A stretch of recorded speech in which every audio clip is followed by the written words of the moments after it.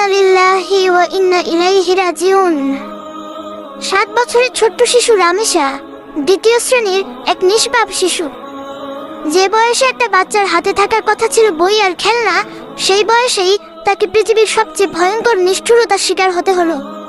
অভিযোগ উঠেছে পাশের ফ্ল্যাটের এক দম্পতি নির্দয়ভাবে শিশুটিকে ধর্ষণের পর হত্যা করেছে।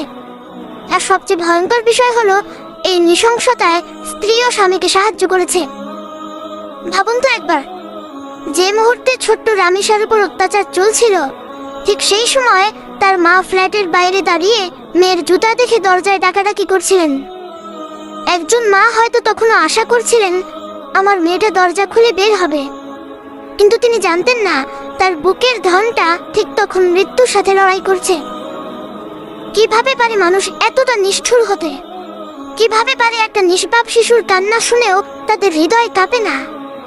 আজ সমাজে মানুষ আছে, কিন্তু মানবতা ধীরে ধীরে হারিয়ে যাচ্ছে। আল্লাহর ভয় চলে গেলে মানুষ পশুর চেয়েও ভয়ঙ্কর হয়ে যায়। রাসূল সাল্লাল্লাহু আলাইহি ওয়াসাল্লাম বলেছেন, যে দয়া করে না তার প্রতি দয়া করা হয় না।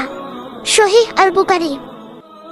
আজ ছোট্ট রামেশা নেই, কিন্তু তার নিষ্পাপ মুখটা হয়তো সারা জীবন আমাদের বিবেককে কাঁদাবে। এই ঘটনা শুধু একটা পরিবারের না, পুরো সমাজের হৃদয় ভেঙে দিয়েছে।